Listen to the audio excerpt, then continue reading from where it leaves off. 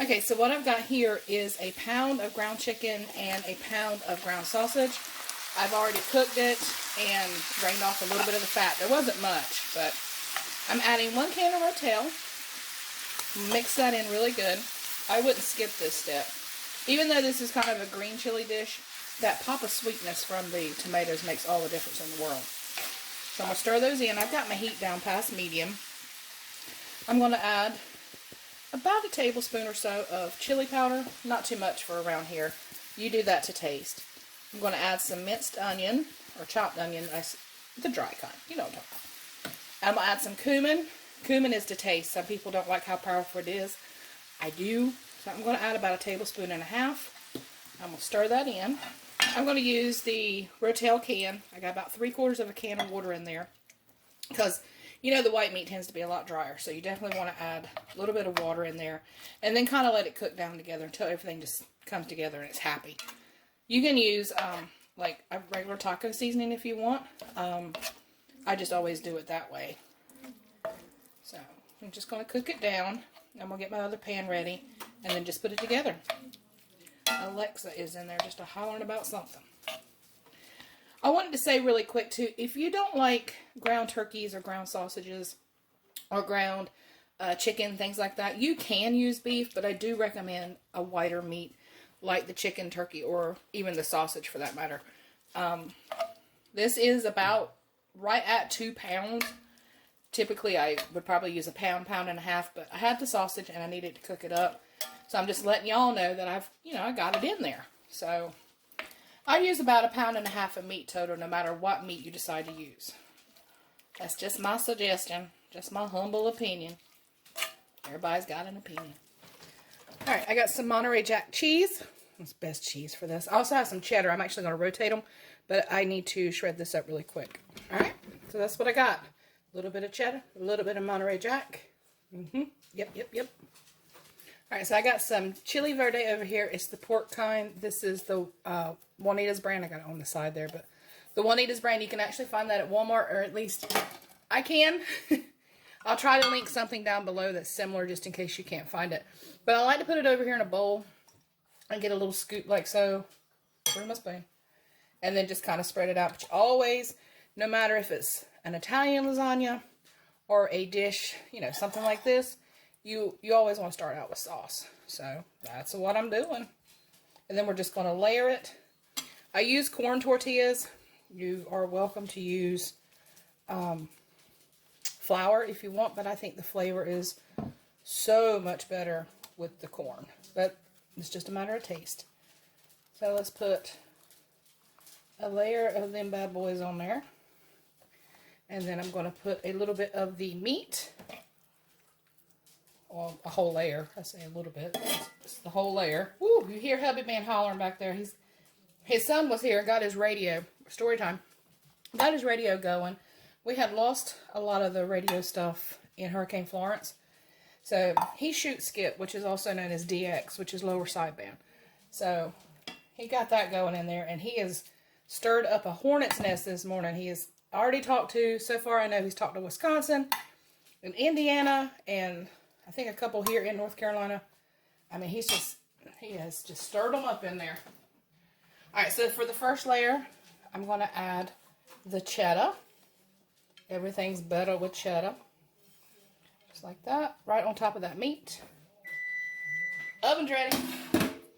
And then I'm going to add some more of that green chili right on top. Kind of spread that out a little bit, and then just repeat the layers.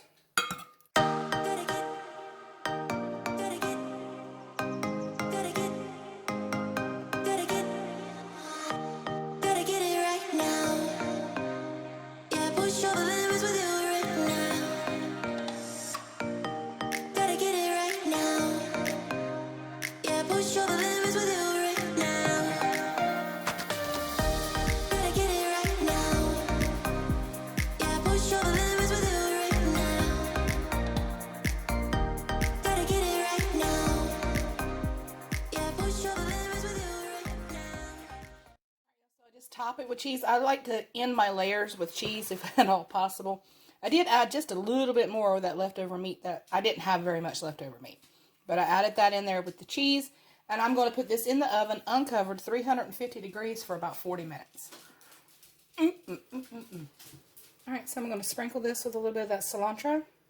As little or as much as you like. It's entirely up to you. We like quite a bit, so I might be a little heavy-handed. Alright, now let this sit. 20 minutes, 30 minutes. It's still going to be piping hot on the inside, but if you let it sit, it's going to cut better for you.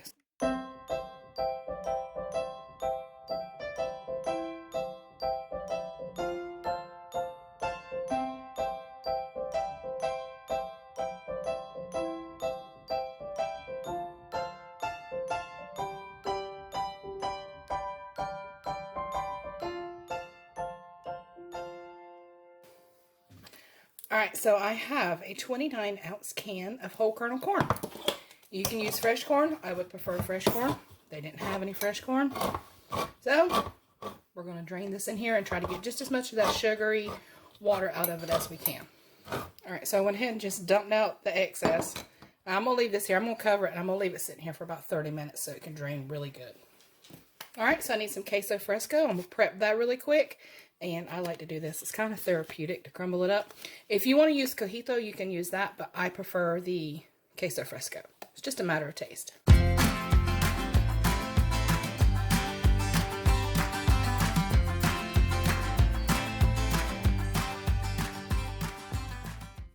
while your corn is still draining, you're going to want to go ahead and start your water for this rotini, and I'm going to do the whole pound because this salad will last us for 2 or 3 days.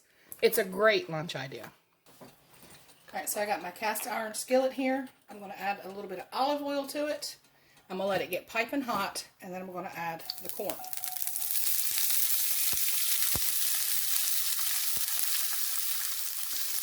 Alright, so I've removed it from the heat. It might be difficult to see on camera, but it has started to brown a little. That's what you want. Remember, there's a difference between charred and burnt. And you don't want it burnt, but there it is. And it smells, well, it smells like a country fair where somebody somewhere is roasting corn. Alright, so let's add that pasta into a big dish. Remember, there's a pound of it. My hands are clean, plus it's my grub. So, just want to break them up, make sure they're not sticking. And they're not. They're doing really good. I got a lime over here. Where's my zester? Who stole the zester? Right, so I'm going to zest a little bit of that lime in there. I love lime zest. I like lemon zest and orange zest and all that kind of stuff too, but the lime zest, oh, it just makes the whole house smell good. So just, I'm going to kind of zest almost the whole thing, just a little bit. You don't want to get too far into that white. That's a whole different flavor. Alright, so let's just juice that in there. Oh, that's got a lot of juice. I'm happy. I am happy. So just juice the whole sucker in there. There we go. Alright, so you're going to need either sour cream or the table cream, which is what I prefer because I like that sweetness. And, of course, mayonnaise. You can't have Mexican street corn without mayonnaise. So I will have the measurements down below. I've been making this for, 2-3 years now, so I make it in the summer quite a bit, so I just kind of eyeball it. But I will have my measurements down below for you. It's going to take just about everything in that. That'll work. Alright, table cream. Oh, this stuff is so good. I mean, it just really is. Add that in there. A little bit of chili powder. Just a little, well, it's to taste. I only put a little bit because Bob's not a huge fan. And you can put whatever you want to in there. I'll try it. And then some cumin. That's because I love it. And that is to taste as well, but about a teaspoon or so. It's going to whisk it. I think I'll just use this. And just mix that all together. Alright, I'm going to add some of that cilantro into the dressing. Well, that's stuck all over my fingers. Okay, we're good. Just kind of fold that in together.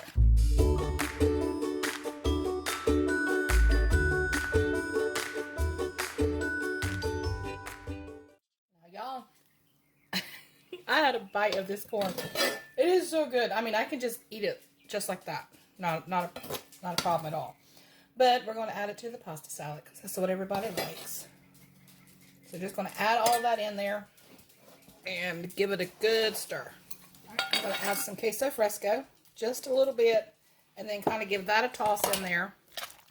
Maybe 1/8 of a cup, 1/4 of a cup. My chihuahuas are going crazy in there. Might be the mail lady. So just kind of stir that in there. It doesn't take a whole lot. And then I'm going to put some more on top. Get off there. Put some more on top. Just like that. And a little bit more. Why not? Okay, you talked me into it. A little bit more. All right, I'm going to dust a little bit of chili powder. A little bit more of the cumin. All right, and then a little bit of that cilantro. Oh, y'all. All right, now I'm going to cover it and put this in the fridge until, well, until supper time. At least an hour. 2 will be better. Tomorrow, it'll be awesome.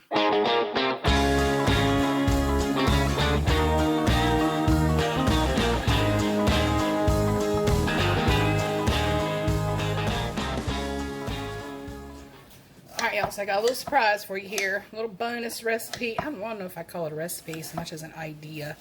But I got some fresh-ish strawberries. They're not straight out of the field, but they'll do. I was going to stop up here to the local strawberry field, but they were closed when I went by, so I had to get what I had to get. But I'm going to cut these up in bite-sized pieces. You can cut them up however you like. If you like them in slices, you can cut them in slices. I know this is a fillet knife. I'll probably get some comments in the bottom there. I like to be able to control it. I don't know, it works the best it's ever been for me. You use whatever you want to use.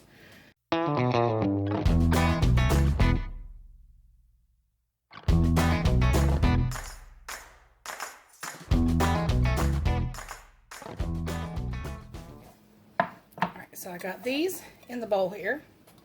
Now I'm going to take these, take my fork, best tool you got in the kitchen right there, other than these, and smash them.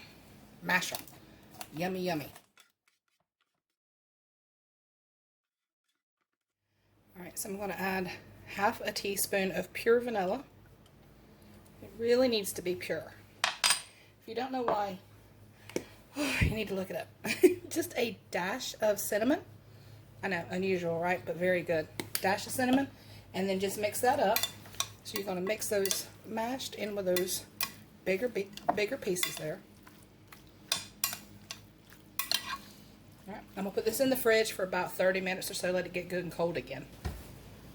Alright, so this is your best friend when it comes to strawberries and cream. So very good. It's just so very good, y'all.